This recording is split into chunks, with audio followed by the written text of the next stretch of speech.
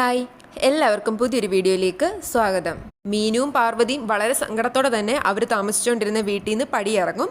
അങ്ങനെ അവർ സൂരജിൻ്റെ വീട്ടിൽ വരും. സൂരജ് സിറ്റൗട്ടിൽ തന്നെ ഇരിപ്പുണ്ട്. മീനുവും പാർവതിയും ഓട്ടോയിൽ വന്ന് ഇറങ്ങുന്ന കണ്ട് സൂരജ് വിചാരിക്കും ഇനി പുതിയ എന്താവശ്യമായിട്ടാണോ വന്നേക്കുന്നത്. സൂരജ് അവരോട് നല്ല രീതിയിൽ തന്നെ സംസാരിക്കും, കയറി വരാൻ പറയും. അവർ സിറ്റൗട്ടിലേക്ക് കയറി വരും. മീനു പാർവതിയോട് ചോദിക്കുന്നുണ്ട് അമ്മയ്ക്ക് ആളെ മനസ്സിലായില്ലേന്ന്. പാർവതി പറയും പിന്നെ എനിക്കറിയാലോ എന്ന്.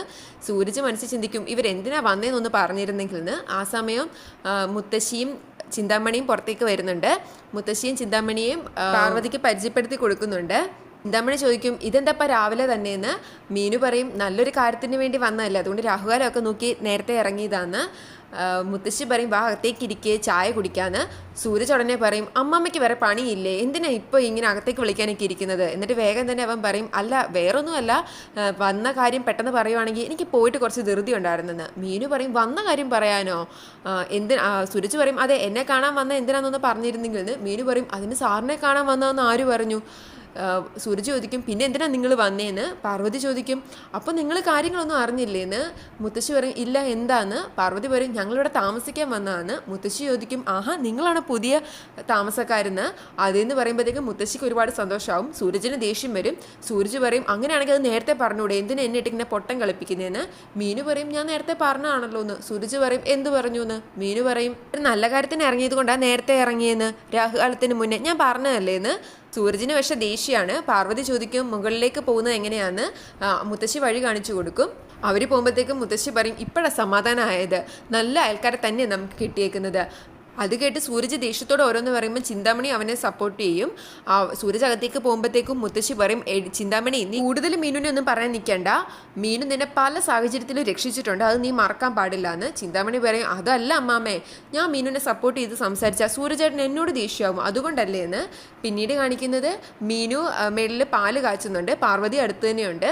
മുത്തശ്ശിയും ചിന്താമണിയും കൂടെ അങ്ങോട്ട് വരും. ആഹാ പാല് കാച്ചിലൊക്കെയാണോ, എന്നിട്ട് അയൽക്കാരോടൊന്നും പറയുന്നില്ലേന്ന്. മീനു പറയും ഐശ്വര്യമായിട്ട് പാല് കാച്ചി തുടങ്ങാമെന്ന് വിചാരിച്ചു. മുത്തശ്ശി പറയും അതെന്തായാലും നന്നായിന്ന്.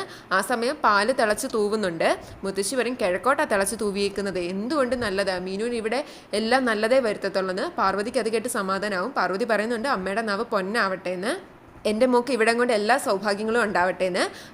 മുത്തശ്ശിക്ക് പാല് കൊടുക്കാൻ വേണ്ടി മുത്തശ്ശിക്കും ചിന്താമണിക്കും പാല് കൊടുക്കാൻ പാർവതി മിനുവിനോട് പറയും. ചിന്താമണി പറയും എനിക്ക് പാല് വേണ്ട, ഞാൻ കുടിക്കാറില്ലെന്ന്. ഇന്ന് ചായ എടുക്കട്ടെ എന്ന് ചോദിക്കുമ്പോഴത്തേക്കും ചിന്താമണി പറയും എനിക്കൊന്നും വേണ്ടെന്ന്.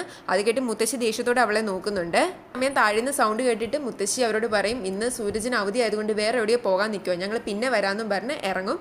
മീനു പറയുന്നുണ്ട് ഞാനിവിടെ ഇല്ലാത്തപ്പോൾ എൻ്റെ അമ്മയ്ക്ക് നിങ്ങൾ കമ്പനി കൊടുക്കണമെന്ന്, അത് ഉറപ്പായിട്ടും ഉണ്ടാവും. പാർവതിക്ക് എന്താവശ്യം ഉണ്ടെങ്കിലും ഇവിടുന്ന് ചിന്താമണി ഉറക്കം വിളിച്ചാൽ മതി, അവൾ വേഗം ഇവിടെ എത്തും എന്നൊക്കെ പറഞ്ഞിട്ട് അവരവിടെ നിന്ന് ഇറങ്ങും. ആ സമയം പാർവതി പറയും എത്ര നല്ല ആൾക്കാരെ ഇവർ, എന്നിട്ടാണോ നിനക്ക് ഇങ്ങോട്ട് വരാൻ മുഷിച്ചിലുണ്ടായെന്ന്.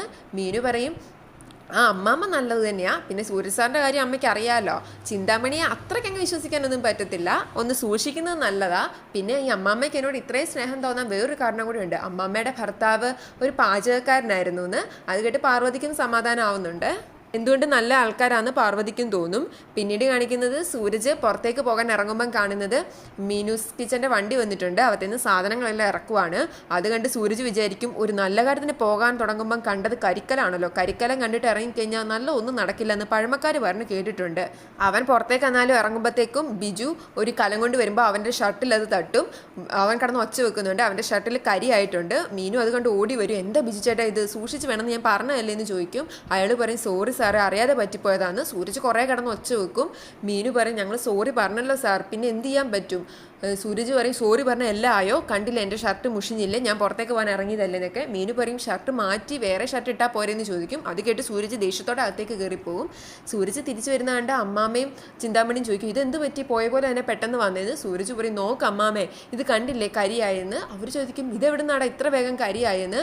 അവൻ പറയും മീനു ഒപ്പിച്ച പണി ചെയ്ത്, മീനു മനഃപൂർവ്വം എൻ്റെ ദേഹത്ത് കരി ആക്കിയതെന്നൊക്കെ പറയും. അമ്മമ്മ ചോദിക്കും എന്തിനാണ് മീനു മനഃപൂർവ്വം അത് ചെയ്യുന്നതെന്ന്. ആ സമയം മീനു കയറി വരും. സൂരജ് അപ്പോഴത്തേക്കും ഷർട്ടെല്ലാം ഊരിയിട്ടുണ്ട്. മീനു വന്ന് വീണ്ടും സോറി പറയും.